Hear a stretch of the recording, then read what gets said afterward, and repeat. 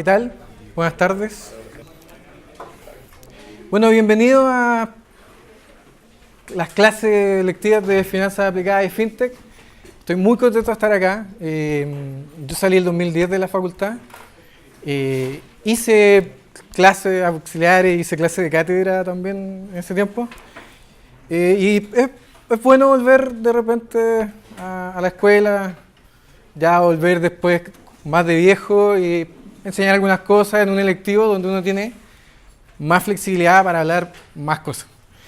Si se dieron cuenta, me van a grabar. ¿Por qué la idea es subir las clases en el futuro ahí, a la web para que sean públicas?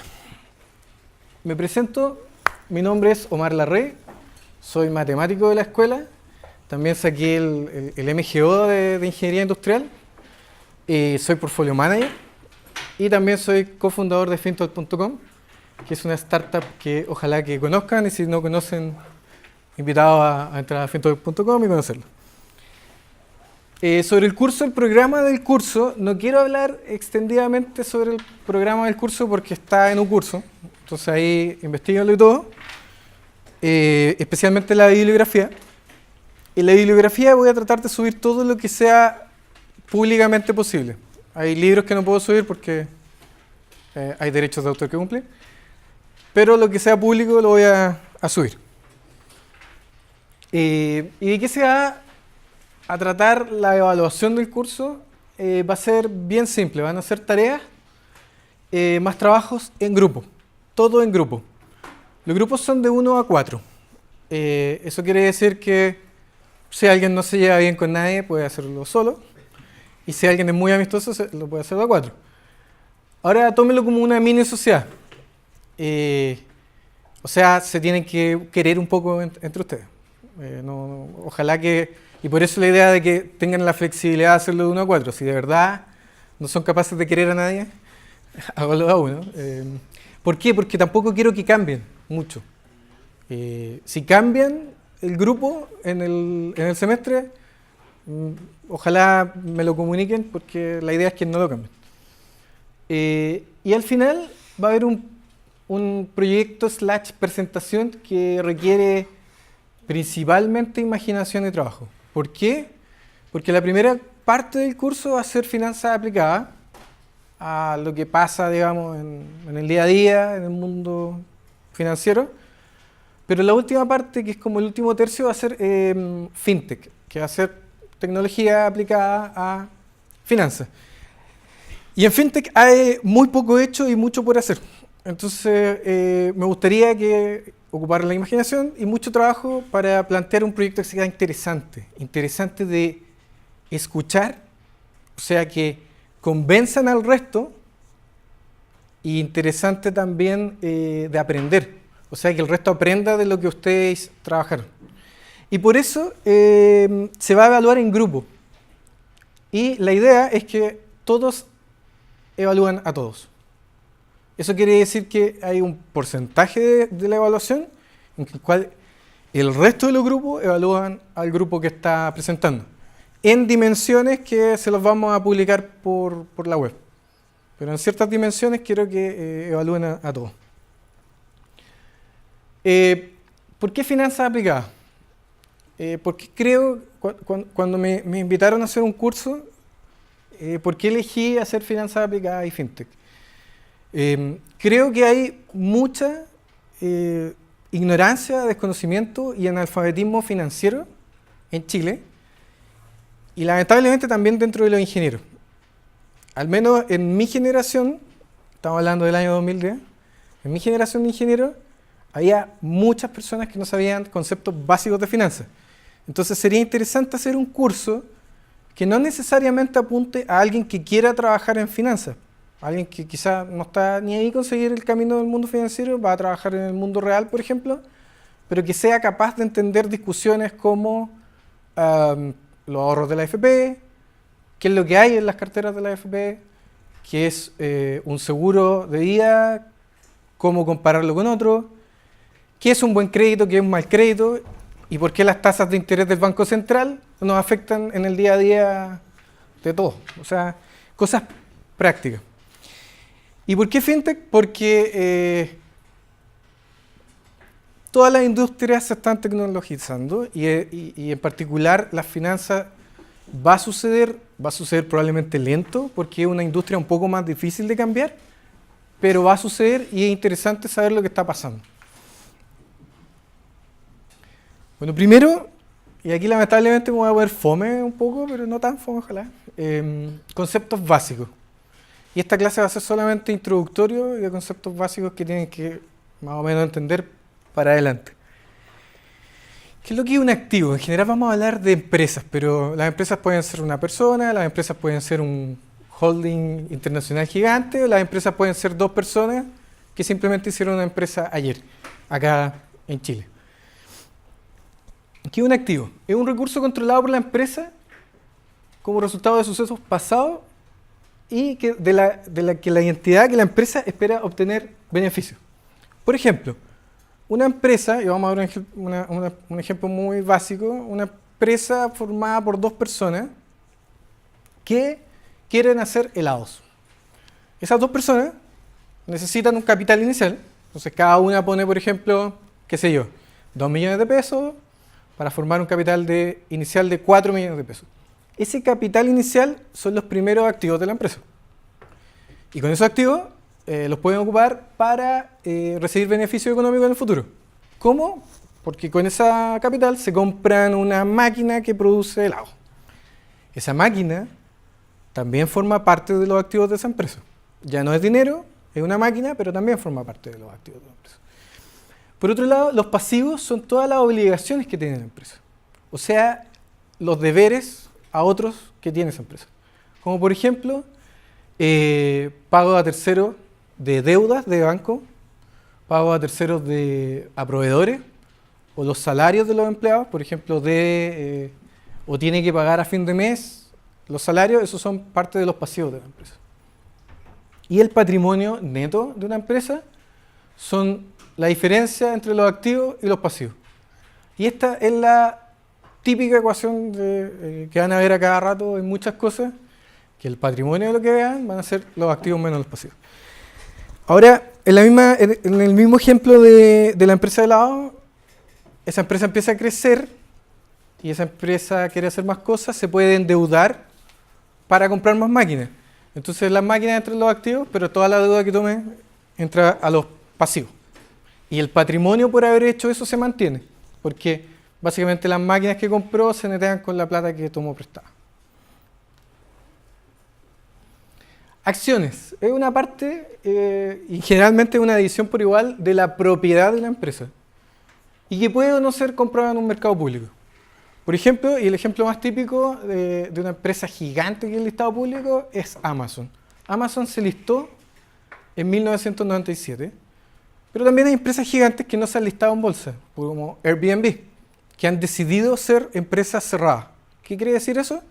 Que la propiedad de la empresa está dividida también en acciones, sin embargo esas acciones no les ha interesado a los dueños colocarlas en el público, en el mercado público, para que se compren y se vendan y tenga un precio diario y alguien que quiere participar como dueño de esa empresa pueda comprar un poquito. Mientras que Amazon ya lo decidió, de hecho el año 1997, cuando está a $18 por acción.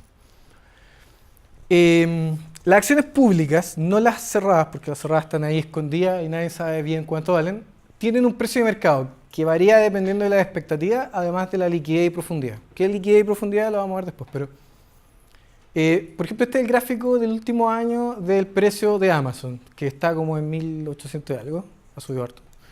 Y tiene movimientos diarios y generalmente se grafican con unas velitas. No sé si alguien ha visto una velita en los gráficos de precios, pero el verde quiere decir que el precio al que la acción se empezó a transar al inicio de día, por ejemplo, a las 9 de la mañana de la bolsa, empieza el día de trading, se empieza a transar a este precio. Subió al precio de cierre cuando termina el horario de compra y venta en bolsa, que son en general las 5 de la tarde, y a las 5 de la tarde se cierra este precio. Pero entre medio estuvo más abajo y entre medio estuvo más arriba. Esas son las velitas. No sé si alguien sabía eso, pero...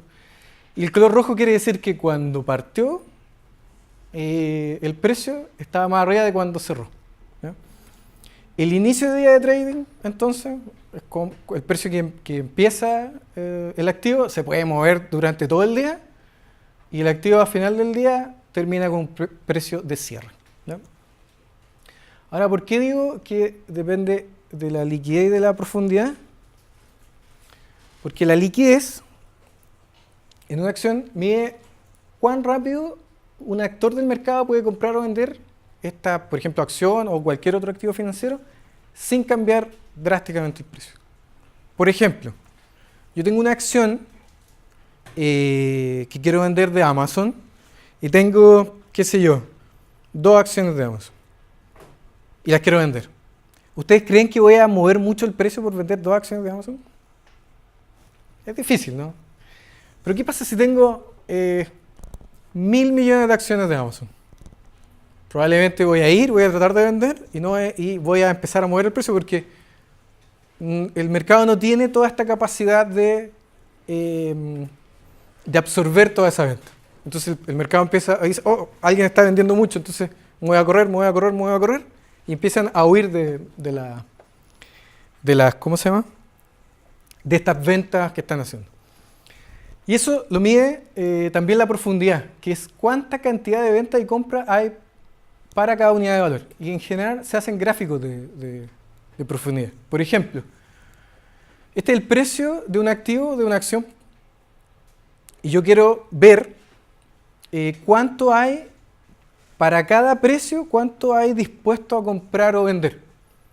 El bid, que es una anotación, que es el precio al que están dispuestos a comprar, y que sería la parte de acá, ¿no? Dice, por ejemplo, hay esta parte del mercado que está dispuesto a comprar a 7.80. Hay esta parte del mercado que está dispuesto a comprar a 7.60. Si sigo bajando de precio, hay más personas dispuestas a comprar. Y entre más bajo el precio, más personas están dispuestas a comprar. ¿Se entiende este gráfico? Lo mismo en el ask, que es el precio al que están dispuestos a vender. Si el precio es bajo, hay pocas personas que están dispuestas a vender. Pero a medida que el precio sube, hay más personas que están dispuestas a vender. Entonces, este gráfico mide la profundidad que tiene ese activo financiero para poder comprar y venderlo fácil. ¿Por qué? ¿Qué pasaría si este gráfico fuese chiquito por mucho tiempo? Quiere decir que si yo pongo una orden, por ejemplo, de venta de este tamaño, y el gráfico es chiquito todo este trayecto del gráfico, yo pongo una orden de esto, el precio se derrumba. ¿Sí? Y eso pasa. Hay acciones de empresas chiquititas en la Bolsa de Santiago que tienen, qué sé yo, por dar un ejemplo, un poquito acá de un comprador a 7.80, otro comprador a 7.60 y nadie más, hasta acá alguien a 500. Y alguien va y pone una orden de venta y ¡pum!, derrumba el precio un 5, un 6%. ¿Por qué? Porque nadie fue capaz de recibir esa orden de venta. ¿Alguien tiene una duda al respecto? ¿Hasta acá? ¿No?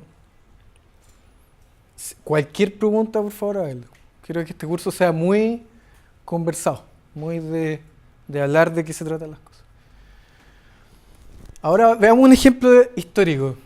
El año 1602 nace la compañía neerlandesa o holandesa de las Indias Orientales, que en holandés es así y no lo sé decir porque el holandés es muy complicado.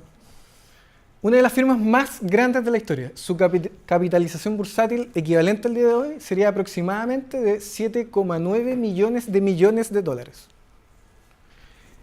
Aproximadamente, la empresa más grande del día de hoy está como entre Amazon, Google o Apple, es aproximadamente 1 trillón, o sea, 1 millón de millones de dólares. Esto valía casi 8 veces más que la empresa más grande en el mundo el día de hoy.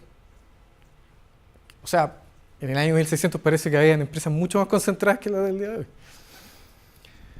¿Y cuál es la importancia de la compañía neerlandesa de las Indias Orientales? Su importancia radica principalmente en ser la primera compañía pública listada en bolsa.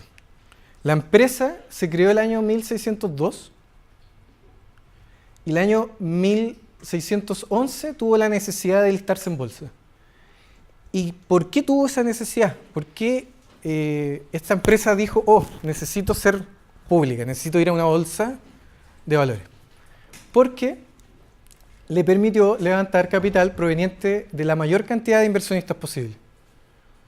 O sea, le permitió a cualquier persona que tenía un poco de capital poder invertir en las exploraciones que iba a hacer esta compañía. Entonces cada persona ponía un poco de dinero y a cambio le daban uno de estos certificados. Este fue el primer certificado de que era dueño de una parte pequeña de la compañía. Y por lo tanto iba a disfrutar de los beneficios futuros si es que existían. ¿Sí? Y ese es como una de las grandes invenciones y beneficios de la economía capitalista y de libre mercado, de que las acciones públicas, cualquier persona que tenga capital puede participar potencialmente en las ganancias de las empresas.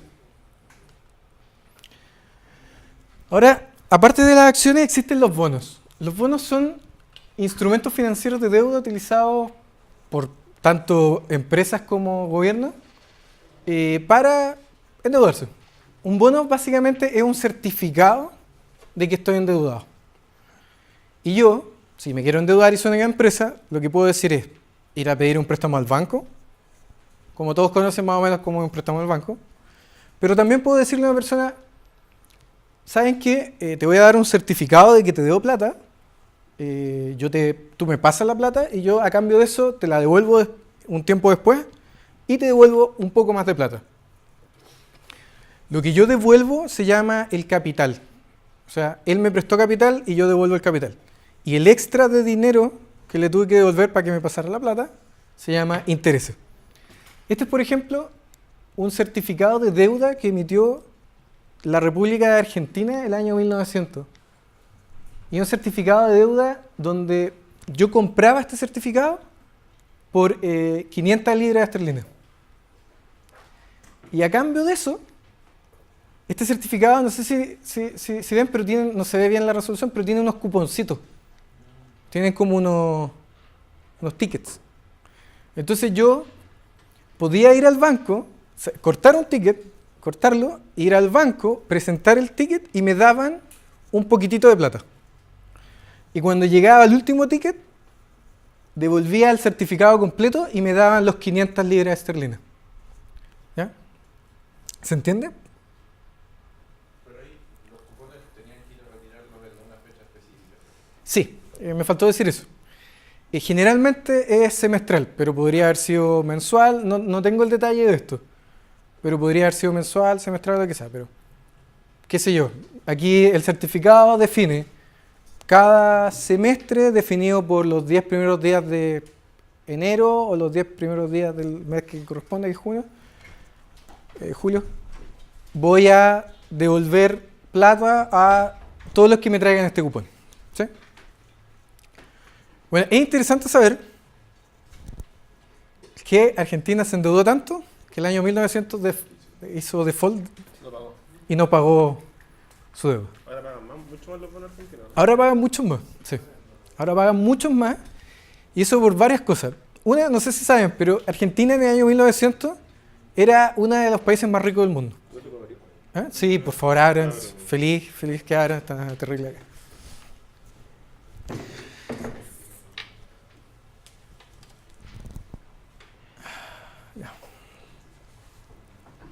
Argentina en el año 1900 era uno de los países con mayor GDP per cápita. O sea, el Producto Interno Bruto por habitante era top 1 o top 2. El default de esta deuda empezó a marcar, digamos, una de sus grandes caídas. Y al día de hoy les piden más intereses por una deuda equivalente pero en dólares, en vez de libras, dólares. Pero si fuera en libras sería bien similar. ¿Alguna duda acá con esto? ¿La idea de un bono? ¿Solo el Estado puede pedirlo? No, una empresa también puede emitir un bono. Codelco, por ejemplo, ha emitido últimamente bonos en pesos chilenos, ha emitido bonos en euros y en dólares. ¿Sí? Una pregunta, ¿en qué depende de que emita deuda en cierta moneda y en otra? De las condiciones financieras.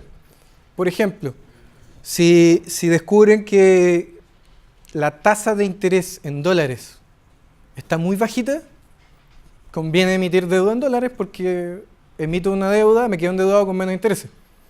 La tasa de interés depende harto de la moneda. O sea, no es lo mismo la tasa de interés en pesos chilenos que la tasa de interés en euros o que la tasa de interés en dólares. Porque eso lo definen varias cosas, lo definen las condiciones macroeconómicas del país y el Banco Central de cada país. Eso lo vamos a ver más adelante. ¿Otra duda? Ya.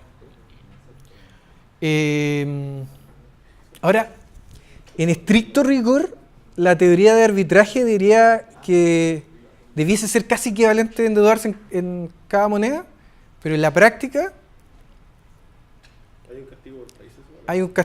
hay un castigo por flujo. Cuando uno, por ejemplo, se quiere endeudar en euros o en dólares, no solamente está el diferencial de tasas que el mercado debería arbitrar en la teoría, sino que hay un premio a la tasa que se genera porque o mucha gente se está endeudando en dólares o mucha gente se está endeudando en euros y por lo tanto conviene endeudarse en la que menos gente se está endeudando. Ese premio se llama basis swap en varios cruces de moneda. No creo que lo damos acá, pero eso les quería decir que las condiciones financieras a veces pueden ser distintas y pueden ser convenientes de una moneda, siendo que la teoría dice que debería ser equivalente.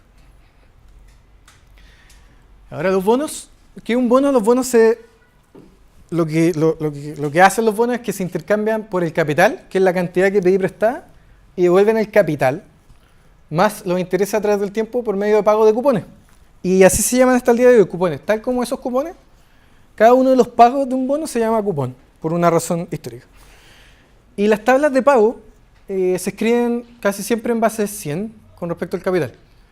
Este es un ejemplo de un bono que el cupón es 6% anual, por lo tanto paga 3% al semestre y se amortiza todo al final. O sea, pidió a 10 semestres, o sea, a 5 años deuda. El primer semestre paga un poquito de interés, el segundo semestre paga también, así sucesivamente, hasta fin de año, hasta fin de los 5 años, donde paga todo la amortización más los intereses. Y esta estructura se llama bullet. Hay distintas estructuras para endeudarse. Por ejemplo, los bonos también podrían ser de amortización fija. O sea, amortizo un poco del capital, pago el interés. Amortizo un poco del capital, pago interés. Y así cada vez pago menos intereses. ¿Por qué pago menos intereses? Porque el interés es proporcional al capital no amortizado. O sea, cada vez que devuelvo la amortización, estoy pagando menos intereses. ¿Se entiende eso? Pero la idea es que hay distintas formas en que puede tener la tabla de pagos de un bono. Otro concepto básico es el mercado primario. El mercado primario es la compra de un instrumento financiero directamente en su emisión, ya sea pública o privada. Por ejemplo, por primera vez, la empresa, qué sé yo, no se me ocurre cuál. ¿Alguna empresa que le guste? ¿Ah? Bueno, no sé, por ejemplo, Mall Plaza. Mall Plaza por primera vez va y quiere ir a la bolsa. ¿Está en la bolsa? No, Mall Plaza no está en la bolsa. Hasta hace poco. Sí. Y otra empresa que no haya emitido. La parte de inmobiliaria de Cencosud, esa no está todavía en la bolsa, ¿cierto? Ya, pero va a salir luego. Ya, la parte inmobiliaria de Cencosud va a salir luego, no ha salido en la bolsa. La primera vez que emitan las acciones, tiene que vendérsela de alguna forma al mercado. Entonces lo que hace es que el corredor emite un libro donde se anotan todas las personas que quieren comprar por primera vez. Y cuando la empresa emite por primera vez, llega y le dice ya, usted pagó la cantidad necesaria del precio que fijó la empresa y se gana un poquitito de estas acciones. Usted también estuvo en el libro, puso un precio acorde al precio de emisión y tiene un poco. ¿Pero a qué precio la venden? O sea, ¿a qué precio no la termina comprando? ¿Al precio que se anotó o al precio de que al Al final- precio de colocación, a un precio único para todo el libro. Y eso es primera vez que el instrumento financiero se vende y eso se llama emisión primaria. Y puede ser pública o privada. Por ejemplo, cuando Codelco emite deuda, por primera vez un bono, tiene que llamar, hacer un libro para que la gente se anote. Ahora todos estos libros son digitales, pero antes eran libros físicos.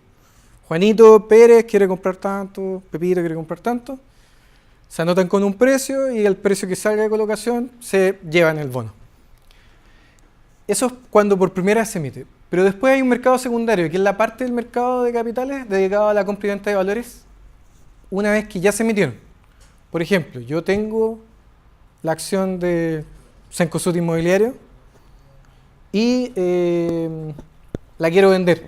La tengo hace un año, la compré en la emisión primaria, pero estoy aburrido y necesito plata, o quizás la subió y quiero llevarme la ganancia, y voy y la vendo en la bolsa. Y la bolsa ya se está comprando y vendiendo harto, y eso es lo que se le llama el mercado secundario, donde hay distintos actores comprando y vendiendo una emisión que ya se realizó. ¿Y cuál es el precio de mercado? El precio de mercado es el precio que fija el mercado a través de las distintas bolsas públicas de valores. En el caso de los bonos, el precio se puede escribir también en una tasa de retorno, que es la TIR, la tasa interna de retorno, que también se llama rendimiento, que es la yield en inglés, o tasa de mercado. O sea, yo este bono, por ejemplo, lo puedo vender a un precio. Por ejemplo, este bono amortiza 100 pesos al final. Y te lo puedo vender a ti a 99 pesos. Tú sabés que vas a recibir 100 pesos e incluso más un interés. Pero te lo puedo vender un poco más barato para que me lo compres rápido, por ejemplo. Pero esos 99 pesos que yo te lo vendo, puedo calcular una TIR, una tasa interna de retorno, y puedo decir, por ejemplo, en realidad te lo estoy vendiendo a un 9% de TIR. Entonces uno puede negociar los bonos a tasa, a TIR o a precio. Y un ejemplo, esta es la tasa de rendimiento, o sea, la yield de la deuda del gobierno de Estados Unidos a 10 años en dólares. O sea, bueno, el gobierno de Estados Unidos solamente en dólares. Pero, o sea, pueden ver, por ejemplo, que está alrededor del 2% se ha movido últimamente la deuda de 10 años. ¿Y esto qué quiere decir? Que los bonos que emite Estados Unidos con una duración de 10 años o con una madurez de 10 años, se están vendiendo a una tasa interna de retorno de aproximadamente 2% en dólares. ¿Se entiende esto? Cualquier cosa, por favor, me pregunto. Otro ejemplo. La tasa de interés promedio en créditos de consumo en Chile. ¿Ya? Ustedes pueden pedir créditos de consumo a una tasa promedio de 20,91% al año. Es medio alto, ¿cierto? Pero también en viviendas pueden pedir un crédito hipotecario a, qué sé yo, 20, 30 años de plazo a un 3,5%.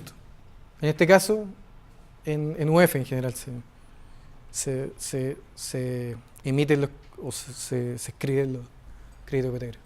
¿No está consciente de esa diferencia entre comercial y vivienda? ¿Puede dar como la intuición que explique eso? Lo que pasa es que el crédito comercial no debería estar en el mismo gráfico. Los créditos comerciales son, primero, esta tasa 6,19 es nominal. O sea, aquí hay una diferencia de inflación.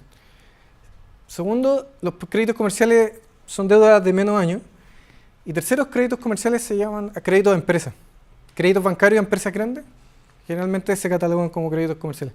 Por algún motivo no los metieron en el mismo gráfico, pero no tienen mucho que ver. Por esas dos cosas. Esta es una tasa nominal y son créditos de otra naturaleza, son créditos de empresa.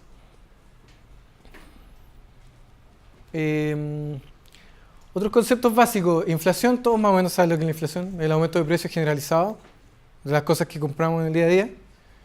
La moneda también es la divisa de curso legal en un estado.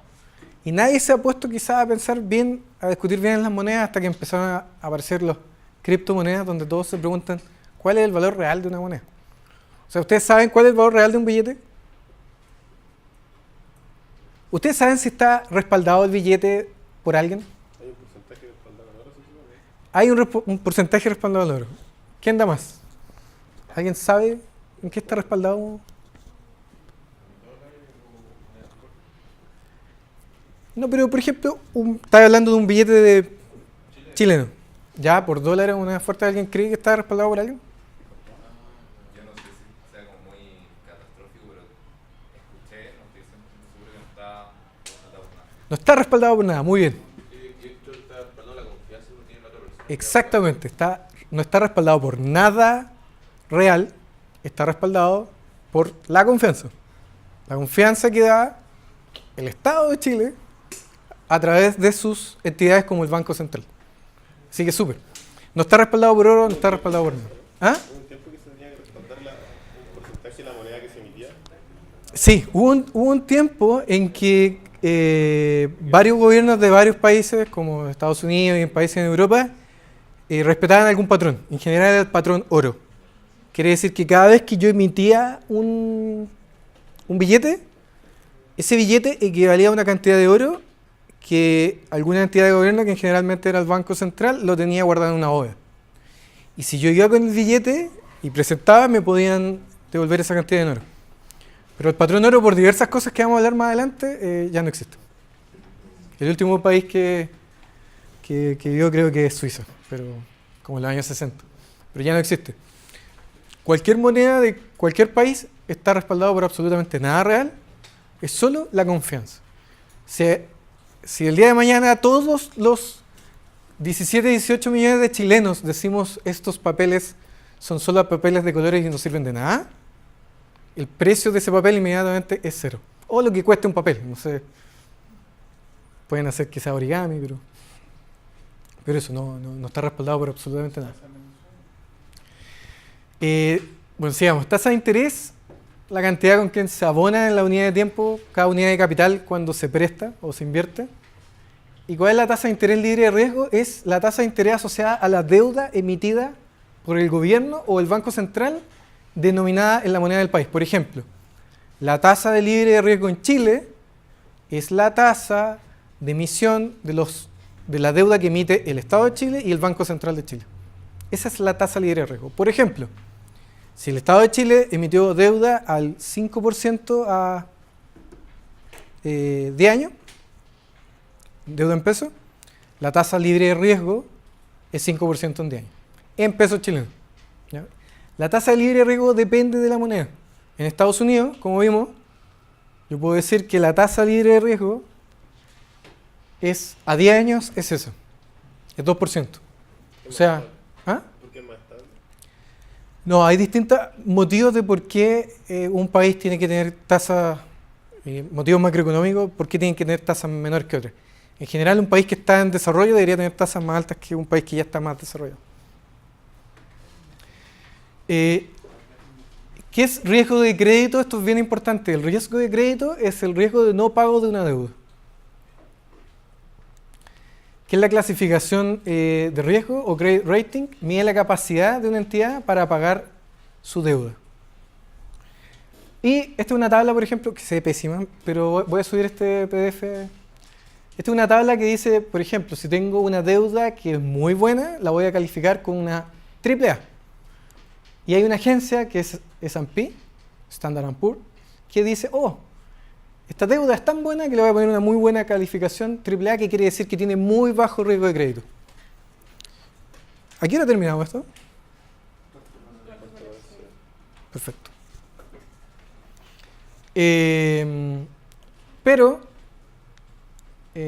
a medida que la deuda lo emite alguien que probablemente no la va a pagar, le pongo una peor nota. Y por ejemplo, paso de la AAA a la AA, a la A, a la BBB, a la W, y ya cuando estamos en la W es una deuda media malita. Por eso se empieza a llamar deuda de grado de especulación. O sea que si compro esta deuda, tomo un gran riesgo de crédito, un gran riesgo de que no me paguen. y acá hasta el triple C y menor, que es de alto riesgo, o la D, que derechamente es deuda que no se pagó. O sea, una deuda D es un papelito que tenían que haberlo pagado hace rato y no lo han pagado. O un certificado, un crédito. Una pregunta súper interesante al día de hoy en Estados Unidos, que mucha gente lo está planteando. ¿Puede un país tener riesgo de crédito? O sea, por ejemplo, si Chile emite deuda, ¿puede tener riesgo de crédito, es decir, riesgo de no pago? Sí. Como Argentina, ¿ya? ¿Hay alguien que crea que no? Yo soy Chile y soy dueño de la máquina que imprime pesos. Soy un estado que tengo una máquina que imprime billetes de pesos chilenos. Si me endeudase en pesos chilenos, ¿tengo de riesgo de no pago?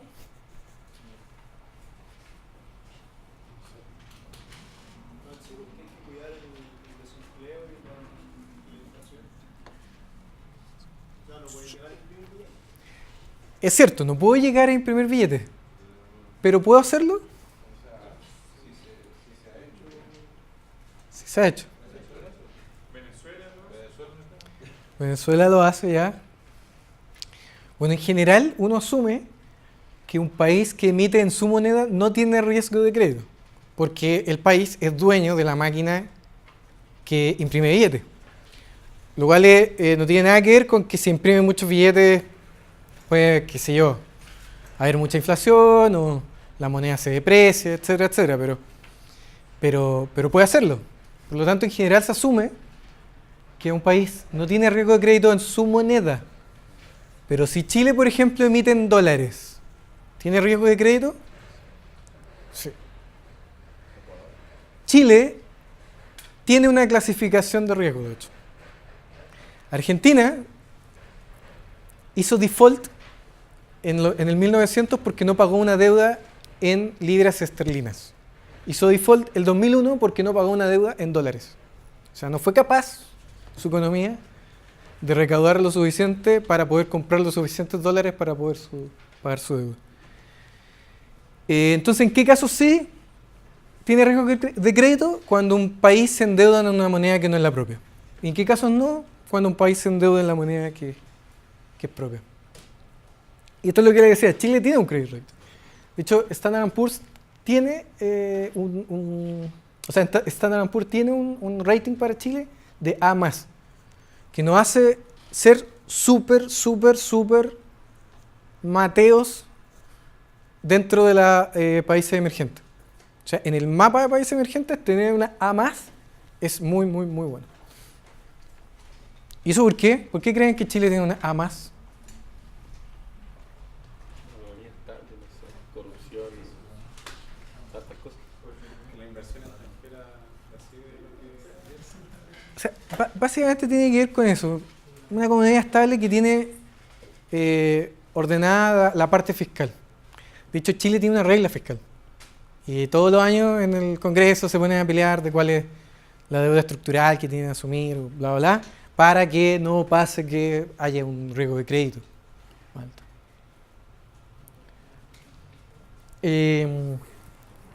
Bueno, otro concepto básico es curva de tasa de interés o curva de rendimiento, que es una curva conformada por la tasa de interés que se exige para determinados plazos. En general, a mayor plazo se exige una mayor tasa. Esto es, por ejemplo, la curva de tasas de interés de deuda de Estados Unidos en dólares. Y lo que pasa acá es que, por ejemplo, hace 2 años atrás, la curva empezaba bien abajo y empezaba a subir. ¿Y qué quiere decir eso? Que si el gobierno de Estados Unidos se quiere endeudar a 5 años, el mercado le va a exigir una tasa de interés del 1%. Pero si se quiere endeudar a 25 años, el mercado le va a exigir una tasa de interés del 2%. Y la curva hace 2 años tenía esa forma. Ahora la curva está mucho más arriba, porque los niveles de tasa de Estados Unidos han ido subiendo, porque el Banco Central ha decidido que la tasa tiene que ser un poco más alta. ¿Alguna duda con respecto a esto? ¿Habían visto esta curva alguna vez en su vida? ¿No? ¿Sí? ¿En qué curso? Finanzas. Otro concepto básico es el spread de tasa. El spread de tasa es el interés extra sobre la tasa libre de riesgo exigido a un instrumento de deuda. ¿Ya? Por ejemplo, si yo soy el Estado de Chile y me quiero endeudar o mejor dicho, Estados Unidos. Si yo soy Estados Unidos y me quiero endeudar a 10 años el día de hoy, me van a cobrar un 10% en dólares. Si yo soy una empresa que me quiero endeudar a 10%, ¿creen que es razonable que me exijan una tasa de interés menor al 2%? No, ¿cierto? O sea, ¿cómo voy a una empresa cualquiera exigirle menos tasa de interés que a Estados Unidos, o sea, al gobierno de Estados Unidos? Lo más razonable es que si una empresa se quiere endeudar en dólares a 10 años, le tengo que exigir más que la tasa libre de riesgo. Le tengo que exigir un 3, 4, 5, 6, 7, 8%. ¿Ya? Ese extra de tasa, la diferencia entre lo que le exijo versus lo que es la tasa libre de riesgo, se llama spread de tasa. Y, por ejemplo, esto es el spread de tasa. No, esta es la tasa. Esta es la tasa de los bonos en dólares en Estados Unidos, emitidos en Estados Unidos, que tienen una clasificación crediticia W o menos. En general, estos se le llaman bonos basuras o high yield. Bonos basuras porque básicamente están a punto de no pagar o están ahí con problemas. Entonces, esta tasa, por ejemplo, en algún momento llegaron a un pic que se le exigía a esos bonos casi un 25% de interés en dólares. Alrededor del 2008. Ustedes más o menos saben lo que pasó en el 2008, ¿cierto? Hubo una gran crisis, la crisis subprime. Estaban todos asustados. Y si estaban asustados, tenían que exigirle más tasa a la deuda privada. Al día de hoy está alrededor de 5%. O sea, le exijo a un bono que está ahí medio mal de la empresa, le exijo un 5%. ¿Esos son bonos de países o empresas? Pueden ser países también, pero son en general empresas. También podría ser qué sé yo, Zimbabue, que emitió en dólares y está triple B o menos. Y otro ejemplo, los bonos en Chile reajustados en UF, que se llaman en general BTU o BSU. BTU significa Bono de Tesorería de la República en UF. Y BSU significa Bono del Banco Central en UF. Que tienen en general una estructura bullet, o sea que pagan intereses y solamente al final amortizan. A 20 años tiene una tasa de interés de UF más 1.8. O sea, si yo emito deuda en Chile, en UF, el Estado de Chile, o sea, el mercado le exige al Estado de Chile un 1.8% de tasa a 20 años. Un crédito hipotecario bancario a similar plazo tiene una tasa de UF más 3.2%. Es decir, el spread sería 1.4%. O sea, el extra de tasa que le exijo a esta deuda privada sobre la tasa libre de riesgo. ¿Se entiende? Y el banco, para ganar dinero, debería ser capaz de financiarse a un spread menor a 1.4. Y es porque si el banco va a ganar este extra de plata, de intereses, debería ser capaz de el banco conseguirse la plata a menos de 1.4 de spread. ¿Cualquier duda? Por favor, hágalo. Otro ejemplo, este es el spread de bonos en UF de empresas financieras y no financieras con una clasificación AA y con un plazo de 4 a 6 años. En Chile, por ejemplo, están a 0.5% de spread, más o menos 0.6% de spread, que se le exige 0.6% más sobre la tasa libre de riesgo. ¿El verde qué era, disculpa? El verde no lo ves, que es un índice del CENBI, que es un índice de empresas latinoamericanas. Y este es esto es cómo aumentaron los spreads interbancarios. O sea, con qué spread se prestaban entre bancos cuando ocurrió, por ejemplo, la crisis financiera, esto es noviembre del 2008, en Estados Unidos, Japón, el área euro y UK. O sea, aquí pueden ver entre bancos se prestaban a poco de spread, un banco de otro banco era capaz de prestarle sin exigirle mucho, y en la crisis del 2008 se disparó. O sea, los bancos no confiaban entre ellos. Otro concepto básico es commodity. Commodity es cualquier producto destinado a uso comercial, granos, cobre, petróleo, etc. Y un derivado financiero es un producto financiero cuyo valor se basa en el precio de otro activo. Un derivado financiero es un contrato. Es un contrato entre privados cuyo precio depende de cómo se comporta el precio de otro activo o instrumento. Por ejemplo, un forward de moneda, que es un contrato donde yo puedo comprar una cantidad de moneda extranjera en y meses más adelante a un precio prefijado. Por ejemplo, puedo comprar $1.000 en 3 meses más a 6.70 cada uno. Y yo en el contrato escribí que tengo el derecho a comprar a 670 pesos $1.000 en 3 meses más. Y ese derivado, ese contrato tiene un valor porque me da la posibilidad de comprar a 6.70 en el futuro, ¿no? Después, ¿cómo se valoriza eso y todo? Yo creo que lo van a ver en el curso de finanzas, ¿no? Los que ya... ¿Cuáles son los actores en la industria? Buy side y sell side. Acá, bueno, primero están las corporaciones o los países. Esto no solamente necesitan ser solo corporaciones, podrían ser, como dijimos, países que emiten deuda, que necesitan capital para que funcione. Entonces, una empresa cuando emite deuda o cuando emite una acción necesita que alguien le compre, alguien le pase la plata. Y ese capital, en general, viene de instituciones que pueden comprar esas acciones. Y estas instituciones que pueden comprar se llama buy side. ¿Y cuál es el buy side en Chile, por ejemplo? La AFP. Las AFPs reciben plata de muchos inversionistas chicos, que son los trabajadores chilenos, que lo meten a los fondos, y estos fondos tienen tanta plata que acumulan, que son capaces de inyectar capital a las corporaciones a través de compra de acciones o compra de deuda. Entre medio de las corporaciones de los países y del buy side, que son los que compran, está el sell side, que son los que se preocupan de que sucedan estas cosas. Y en el sell side están los bancos y las casas de bolsa. ¿Y en qué sentido se preocupan? Por ejemplo, yo soy, de nuevo, Cencosud Inmobiliario, no estoy listado en bolsa, necesito plata porque necesito crecer.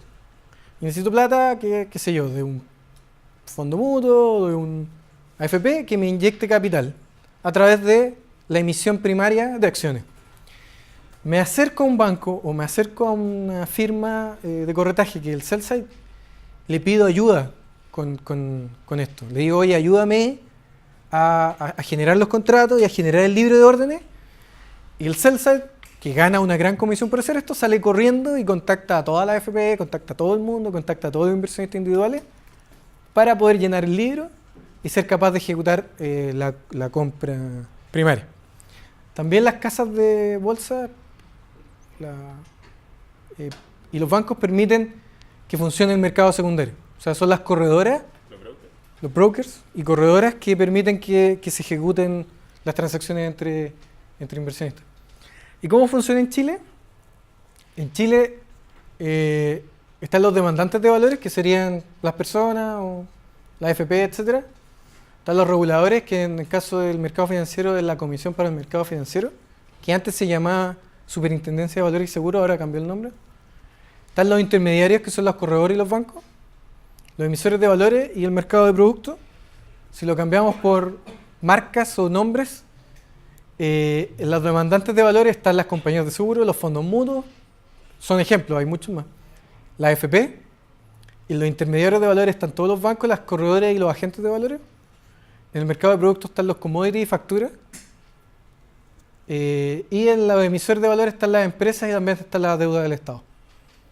Empresas como mencionamos Codelco o lo que sea que necesita emitir deuda o que necesita emitir acciones para que pueda aumentar su capital o pueda tener capital disponible para invertir, o sea, en su inversión, su funcionamiento. Una duda.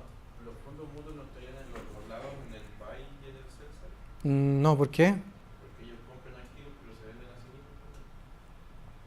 Sí, pero imagínate los fondos mutuos como... o sea, estoy de acuerdo, pero principalmente son buy side, porque imagínatelos como el tipo que está sentado administrando el fondo mutuo y comprando, y cómo le llega la plata, le llega a través del banco, por ejemplo, porque es un fondo mutuo de un banco, o a través de una corredora de otro lado. O sea, cuando tú hablas de un fondo mutuo hecho en un banco, están separadas las áreas que arma el fondo mutuo con la ejecutiva de ventas que te llama para venderte el fondo mutuo, que lo hace a través del banco. Entonces, el sell side está bien, pero es el banco el que te trata de vender el fondo. No es el fondo en sí mismo, no es el fund manager, el tipo que está ahí sentado tratando de venderte. Pero sí, tiene un poco de los dos. Ahora las normativas. Las principales normativas del mercado financiero son leyes y normativas que básicamente cuidan las reglas del juego, que son regular la información, o sea, que no me pase información privilegiada de un lado al otro, el funcionamiento del mercado financiero, o sea, que no funcione, que no sea básicamente una chacra, o sea, que no pasen cosas raras, que todos los agentes estén bien informados. ¿Cómo se arman los contratos? Los contratos no pueden ser cualquier cosa, no pueden ser abusivos.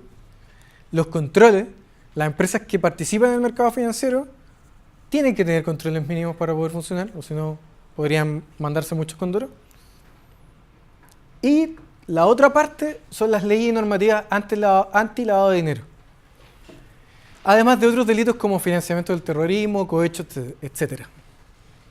¿Qué es lavado de dinero? ¿Alguien sabe lo que es lavado de dinero acá?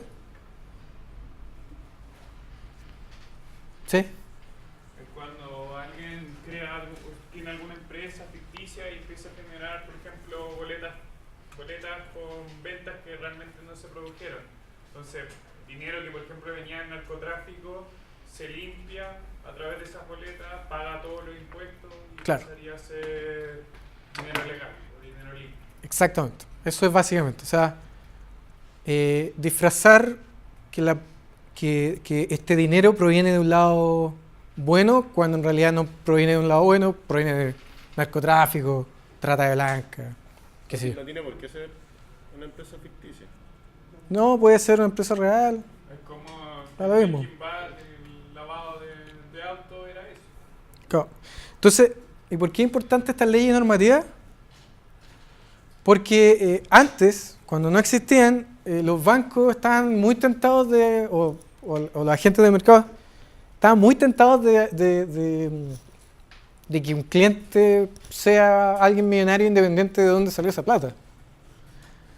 Si el cliente era, qué sé yo, Pablo Escobar y tenía millones de dólares, démosle. Era un cliente más y deja tu plata en Suiza o en Islas Caimán y lo que sea. Nosotros hacemos de que parezca de que viene de algún lugar sano. ¿Y cómo pueden hacer eso? Inyectándole al mercado formal de capitales. Si, por ejemplo, logré que un dinero que venía del narcotráfico se transforme en una acción y esa acción se vende en el mercado secundario y 3 meses más tarde vendo toda esa acción y me quedo con plata, en otro lugar del mundo ya lavé el dinero. Entonces hay muchas leyes que previenen que los agentes del mercado ejecuten esa forma de pasar este dinero que se ha ganado de mala manera a algo que parezca como el mercado financiero. Y también cohecho. Cohecho, ¿ustedes saben lo que es el cohecho? Un soborno, corrupción. O sea, si el dinero viene de, por ejemplo, un diputado, y un diputado quiere hacer y abrir un fondo mutuo en Chile, probablemente a ese diputado le van a pedir más cosas que una persona normal. ¿Por qué? Porque esa persona es una persona políticamente expuesta, que así se llama de hecho en la normativa, y merece más atención. O sea, si me llega un diputado de repente con qué sé yo, 200 millones de dólares y quiere invertir. Hay algo raro. Y naturalmente ese diputado le debería preguntar de dónde vino eso. Estaba tratando de buscar cosas, yo dije me voy a demorar mucho y no, lo encontré al tiro.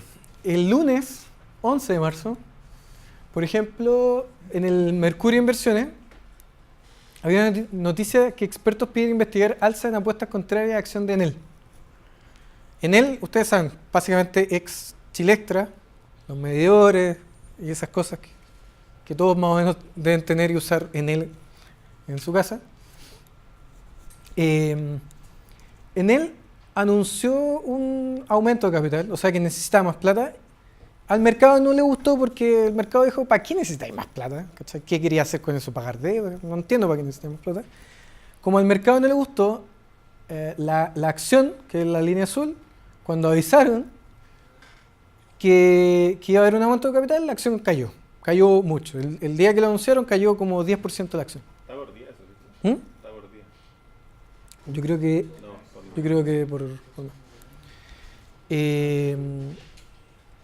sin embargo, uno puede hacer apuestas en corto o apuestas contrarias, que quiere decir que gano dinero si es que la acción cae.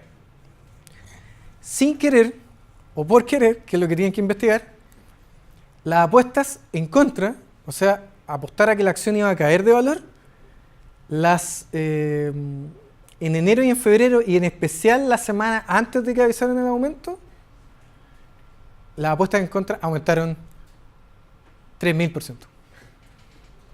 O sea, una información que debería estar solamente resguardada por los directores de Enel, por o la alta administración de Enel, más quizás los actores o a los agentes del sell-side que lo iban a ayudar a hacer el aumento de capital. Esa información que debería haber estado ahí, que no debería haber escapado, porque era información secreta, confidencial y privilegiada, parece que, yo no lo sé porque eso lo tiene que investigar el Ministerio Público, parece que se escapó porque muchas personas empezaron a apostar en contra. ¿Profe, puede explicar lo de la venta corta? Sí, pero antes de eso. ¿Hay alguna manera de ver cuántas apuestas contrarias hay como públicamente? Sí, pues la bolsa. Es información pública. Sí, de hecho esto es información pública. Es la barra, son las barras. No, sí, eso no entiendo, pero esto es público, lo puedo ver como actualizado en tiempo real, lo dudo, pero... No, sí, a ver, en tiempo real probablemente no y necesitáis pagar para verlo en tiempo real, pero desfasado por un día es público. ¿Había otra pregunta? Bueno, igual hay una página que puede haber provocado eso también, por la de Insiders, que supone que quizás si es que alguien de Enel compró, o sea, hizo venta corta y gente está pendiente de Insider, igual provoca quizás un aumento de la Insider. Puede ser, pero ¿por qué no? Pero ¿por qué no pasó acá, cachai? O sea, aquí también hubo alguien que hizo una venta corta. O aquí también hizo alguien que hizo una venta corta. Si es que alguien importante de la empresa hace venta corta, como que... Si es alguien importante de la empresa que va a hacer un aumento de capital, no puede por ley hacer una venta corta. Está prohibido. O sea, yo no puedo ser parte de la empresa, saber que va a pasar algo malo, tener una información que yo no la sé y apostar a eso para ganar plata. ¿No puede ser que las ventas contrarias sean la causa del pedido de capital y no necesariamente como la consecuencia? O sea, ¿Tú dices que hubo tantas ventas cortas que decidieron aumentar el capital? No, porque es una conversación que se había planteado hace tiempo. ¿Qué pasó? Es una conversación que se había planteado hace tiempo. Había otra duda que no contesté. La venta corta. Ah, venta corta. ¿Cómo funciona? Algo de arriendo de... Sí, mira, básicamente tú eres dueño de una acción, de la acción de Enel, y yo quiero ir a a apostar en contra. Y yo te digo, oye, ¿me la arrendáis 5 días? Y tú decís, ya te la arrendo 5 días, pues. Toma, es tuya por 5 días. Yo te tengo que pagar un poco por eso, un poco. Porque me la arrendáis 5 días. Y yo agarro esa acción y la vendo al tiro. ¿Por qué? Porque yo creo, porque yo apuesto que en 5 días más la voy a comprar más abajo y te la voy a devolver. Eso. ¿Otra duda? Sí. Sí. ¿En qué plataforma se hace eso? Con las corredores de bolsa, los corredores de bolsa de Chile. Vaya a la Bolsa de Santiago y el listado de todos los corredores de bolsa. Tienes que tener una cuenta en el corredor. Pero dentro del broker se puede hacer El caso de la próxima clase, El Lobo de Wall Street. ¿Alguien ha visto la película? Sí. Ya, si no la han visto, va a ser tarea. Pero si la han visto... Sí, ¿por qué? Porque quiero que vean las partes que les llaman la atención. ¿Para qué? Para discutir en la próxima clase esas partes que llaman la atención, los que no lo han visto. Para poder discutirlas, para ver qué es lo que hizo. Básicamente todos los chamullos y todas las infracciones que hizo como corredor. Él era corredor, o sea, era parte del sell side. Su trabajo era vender productos financieros. Y vendía, pero modificaba la información o hacía cosas indebidas que lo vamos a conversar en la próxima clase. En Chile, ¿quiénes son los que regulan y fiscalizan? Ya lo había nombrado, pero las leyes y normativas del mercado financiero, o sea, las reglas del juego, la Comisión para el Mercado Financiero. Y además hay una unidad del Estado que se llama Unidad de Análisis Financiero, que vela por las leyes y normativas anti-lavado de dinero. Esta es la unidad que está ahí pendiente día a día de que no pasen estas cosas como que mágicamente una persona tenga mucha plata y no se justifique de dónde salió y después quizás esa plata se pueda lavar de alguna forma. Bueno, eso es todo. No sé si tienen alguna duda con la primera clase. Bueno, en resumen, esto es los conceptos básicos. Voy a subir estas presentaciones a un curso, quizás con una semana de fase, pero las voy a subir. Y formen los grupos. Para la próxima semana tienen que estar listos los grupos porque vamos a ir subiendo tareas semanales. No todas las semanas, pero casi todas las semanas. Vi que una sección era de cripto. Sí. ¿Esa cátedra va a darla tú? ¿Podría venir alguien, no sé, de Buda, por ejemplo? Buena pregunta. Yo creo que yo, en principio, porque no quiero comprometer a nadie de Buda, pero en una de esas podría traer a alguien de Buda. Podría ser. ¿Alguien más tiene una duda? Sí. Entonces no hay controles. No hay controles. Solo tareas semanales. Solo tareas casi toda la semana, más la presentación final que se evalúan entre todos. Sí. Ya, muchas gracias.